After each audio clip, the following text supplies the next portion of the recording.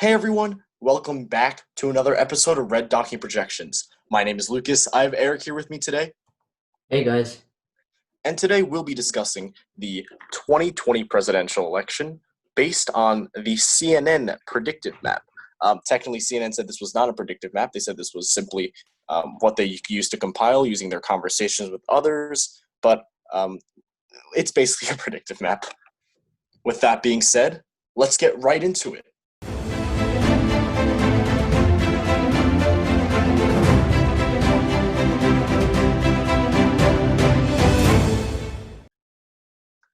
So we have the map here. CNN did this one a little bit differently. I'm actually going to zoom in so it looks a little bit better here. Whoa. All right. So CNN did it a little bit differently. They have safe states, they have lean states, and they have battleground states. So we got to talk about this a little bit differently since we know that there's no likely and there's no tilt. We got to take that into account. So Basically they just generally said if it's not a safe, it's a lean. So right. this is going to be a little bit different. So we've done a couple of these videos before. We've kind of almost started like a series kind of us analyzing other maps and talking about them. I think what would be interesting if we rank these maps based on how much we agree with them. So I guess we'll start with this one. We'll give them a score of 1 to 10 at the end of the video of how much we agree with this one, how realistic it is. Tomorrow we'll have a different type of video. it is getting kind of repetitive, but we apologize for that. We'll do this in the future if you guys still like this one. Mm-hmm. All right. Anyways, safe states, we got Washington, Oregon, California, New Mexico, Hawaii, Illinois, most of the East Coast, and New York. That is pretty good. Single safe blue state in my mind, unless they missed one. Let's see.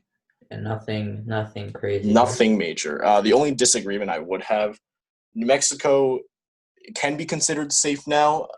Joe Biden's campaign no longer marks this as a swing state. Personally, again, New Mexico is a smaller margin than the other states, but we have to take into consideration that they don't have a likely, so safe, that's acceptable at this point. I think that is really fair. Now we're going to look at the safe Republican states. Eric, you want to evaluate that? Yeah, so we got most of the middle of the country, such as Idaho, Wyoming, Montana, the Dakotas, Nebraska, we'll talk about that later, Kansas, and then moving on to the south, Oklahoma, Missouri, Arkansas, Louisiana, Missouri, Alabama, Tennessee, Kentucky, West Virginia, South Carolina they put as a safe. Yes, I agree. Mm-hmm. Kentucky, Indiana, and West Virginia. Mm-hmm. Again, this is very fair. I think this is a good prediction for the solids. All right. Let's talk about now the lean states. Nevada as lean, yes, this makes sense. In fact, in some of the predictions, I think we did put Nevada as like an actual lean compared to a likely because it is kind of close. This is a good characterization here. Colorado is swinging more to the left now. This is also Senate election year. Maybe the Senate gets people out to vote. I would also put this one as lean, but if there was a likely, obviously this would be likely. But if I had to debate between lean and solid, honestly, at this point, I think it is lean. With the reason being, it is a new left state. It went to Obama in 2008. It went to Bush in both 2004 and 00. But yeah, I do think that this is definitely fine. Virginia is another one that is also like Colorado, swinging more to the left. That is, again, respectable. I agree with that. Eric, why don't you touch upon Minnesota and New Hampshire? Sure. So they put Minnesota as lean. Well, if that's all they have, it's very respectable. It's not a solid. It never really was a solid, and it never really was a red state. I would put it as a likely if they had it, but they don't. So working with what they have here, that's respectable. I think that is fine. Moving on to New Hampshire, they also put it as lean. I think it's like somewhere in between a lean and a likely. So nothing wrong here as well. Yeah, but I do lean more towards the likely side for New Hampshire. But although lean is fair because 2016, the state going a lean margin to Hillary Clinton. Minnesota, however, with the recent events at the moment, it's in between likely and solid for me. However, lean is okay. if this is thinking about the future and not thinking about if the election was held today, lean would be a fair characterization here. Now we're going to take a look at the lean Republican states. We have Texas first. Texas, considering they don't have a likely, I do agree with this characterization. And the reason is because Texas is not a solid state. It has been becoming more and more purple now. And by 2024, this could genuinely be a toss-up or a tilt. Same with Georgia. Georgia lean, Texas lean definitely makes sense. We have those rising Hispanic numbers in Texas, those rising African-American voters in Georgia, and those people of color usually tend to vote for the Democrat, which is why it has been favoring the left. Eric, why don't you discuss Iowa and Ohio? All right. So they put Iowa as lean. This is fine. I would personally put it as likely. Ohio, same thing. Both of these states are on the list of states that are swinging more and more to the right. Donald Trump did take both of these states in a pretty comfortable margin in 2016. No doubt that he will do the same in 2020. If some of you recall to our earlier predictions, like our very first one, we actually put Iowa as safe red. Honestly, maybe it is safe. Iowa's definitely debatable. It has been swinging really to the right a lot. We have more of those rural towns in Iowa. With that being said, though, if I had to choose between solid and lean, that's a tough one. I think I would personally be choosing solid. In my characterization, it's either between likely and solid. I would lean towards likely, but if we're talking about between either lean or solid, I would give this one solid to the Republicans. Ohio, on the other hand, Ohio seems to be more of a swing state. It was a smaller margin than Iowa. Iowa went to Trump in 2016 by a margin of about 5 points. Yeah, 5 points about. Ohio went, Iowa went in 8 points. Ohio went in about 5 points. Ohio can be considered a swing state. So was Iowa. They were both won by Obama in 2008 and 2012. Again, Joe Biden's on this ticket again, but we still have to remember that Ohio is swinging more to the right as well. Considering although 5% might not seem that much, considering the swing from 2008 and 2012 to now we have a Trump winner and by 5% in Ohio, that's a pretty big deal. I would put this one as lean, but again, the optimal characterization here is likely. Ohio is dead in the center likely for me, so I can't really decide whether it's lean or solid. Mm-hmm. Alrighty. Now let's head to the toss-ups. There are actually quite a few.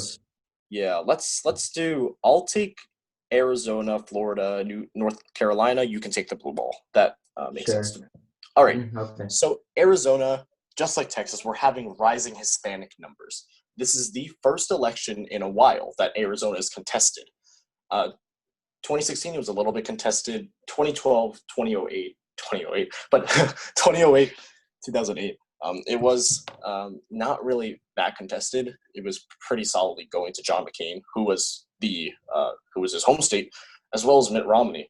Arizona, I do think, has a very high chance of flipping to Joe Biden here. I know many other channels, Let's Talk Elections, they do put Arizona as lean Democratic. I think that is a little bit too generous to the left. I personally would put this one as tilt, but if anything, it's in between tilt and lean. With that being said, I would keep this one as toss-up. Again, it's a new swing state. We don't know what's exactly going to happen, but we do see polling numbers with Joe Biden leading. I think Arizona will be able to go to Joe Biden in a very slim margin, but it's still a toss-up / battleground. I'll be down talking about Florida now. Florida is now the home state of the president. He moved his home from Trump Tower to Mar-a-Lago in Florida. Florida is going a little bit to the right now. And we take a look at 2018. We had Ron DeSantis defeat Andrew Gillum for the governor election in an upset, which most people consider because people did think Gillum was going to win. And in the Senate election as well, we had a former governor, or the current governor at the time, Rick Scott, defeating incumbent Senator Bill Nelson. That was a huge shock as well. Many pundits put those two races as lean Democratic, but the Republican was able to carry the win. It was very slim, but they did carry out the win. Florida swinging more to the right, sure, but then we got to think deeper about this. The George Floyd protests and the Black Lives Matter movement will definitely bring out the votes of, I think, the people of color more. As many people know, Florida has a decent amount of Hispanics. We have some in Miami who came from Cuba, some in Miami. As a result, Florida is a pure toss-up now. If you asked me before the George Floyd protests, this was tilt R or lean R at that point. After, this is definitely a toss-up. Now, North Carolina. Formerly, we put this one as a lean Republican state. That opinion, honestly, for my opinion, I don't know about Eric's, but after thinking about it a bit more, I am moving North Carolina from lean R to tilt R. And here's the reason why. North Carolina has a decent amount of African-American voters here. And as I said before, African-American voters usually vote for the Democratic candidate. As a result of these protests, it might bring out that African-American vote a bit more. And for that reason, if we have more of those African-Americans coming out and vote, many of them could be voting for Joe Biden. Eric, I don't remember in our polls video, but do you remember what North Carolina was? Was it lean D or no? Was it tilty or was it tilt R? I think it was tilt R. Yeah. It was tilt R. It was tilt R. Very slim. Mm-hmm. And in addition to that presidential election, we have the Senate election. Obviously, Senate election is less well-known than the presidential election, but we still might have those people who pay more attention to the Senate race. I'm certainly not one of them, but still, we might have those people there, and they're going to want to vote for Cal Cunningham. North Carolina is actually a very contested Senate race as well. We have Cal Cunningham against Tom Tillis, and the lead for Cal Cunningham is actually pretty significant in the polls, about 5 points, I believe. Now, if we think about that, I do think more of those voters may come out and vote for that Democratic candidate, Cal Cunningham, and Joe Biden. All right, Eric, you want to take away the blue wall states? Yep. Just before, actually, I'm just going to throw in a very sudden plot twist to Florida, actually. I just read the headlines on my phone, and the RNC, the Republican National Convention, is officially being moved to Florida. Interesting. Yeah, I just read that on the headlines. My phone kind of lighted up. This is now a kind of like a weight to the Republicans. We just talked about, yes, how there are going to be protests and support from the Hispanics. But now that the convention is here, that might increase turnout there. So now Florida's really becoming a toss-up. You know, that's really interesting. But like, if you kind of think about that, your statement is valid. But sometimes this hasn't happened. In 2016, if you remember, the Democratic National Convention was held in Philadelphia, Pennsylvania. That's a solid Democratic city, but the state obviously went to Donald Trump by about 1%, 2%. So, yes, that might turn out voters, but I'm not sure about the impact. It's going to be a lot of impact, a little bit of impact. That is too early to tell. And I do agree with your opinion of toss-up. Yep.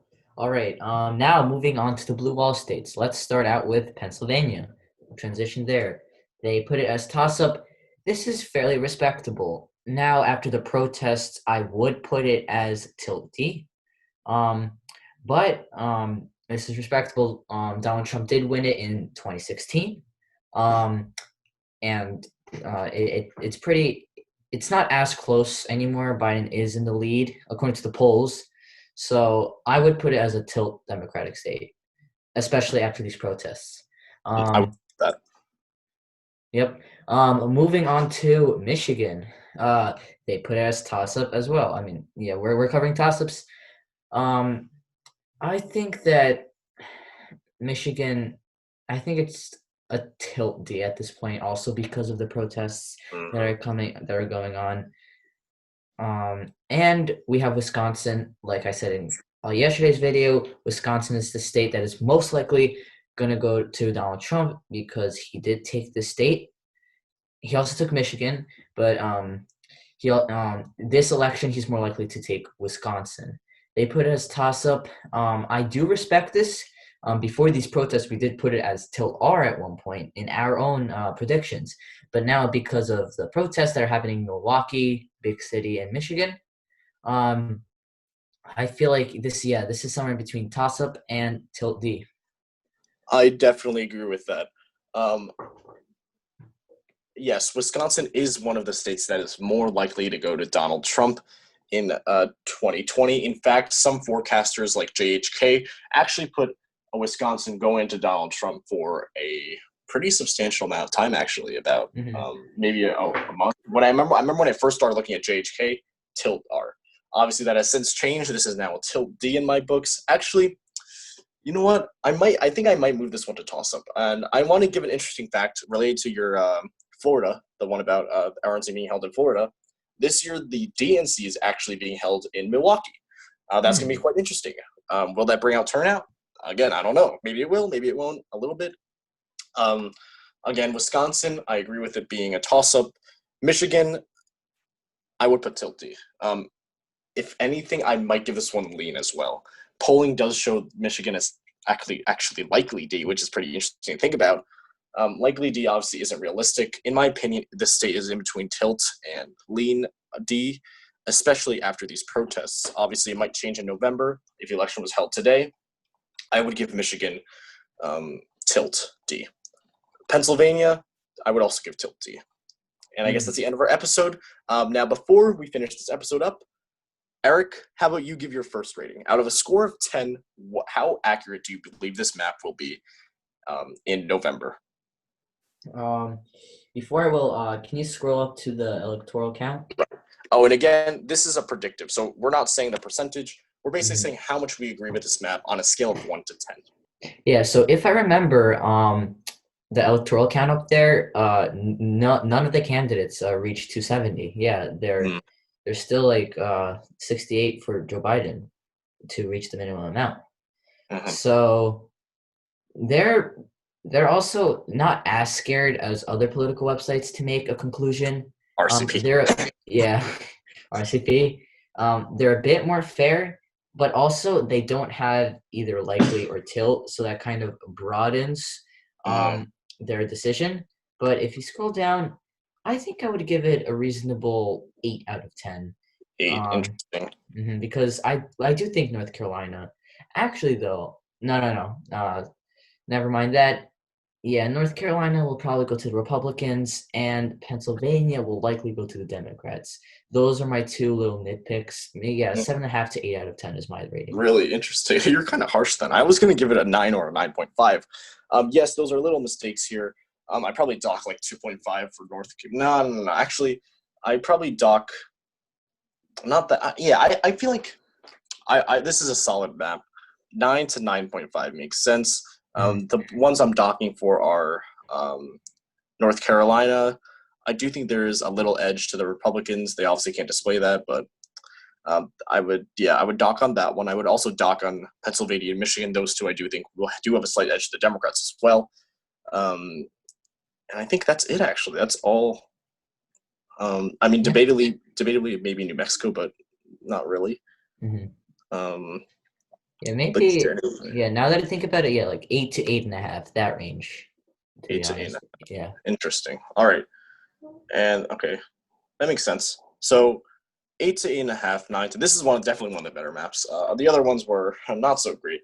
Yeah. Anyways, thank you all so much for watching this episode. If you like this episode, please hit the like button. And if you like our content, please hit subscribe. We'll see you in our next episode tomorrow. See ya.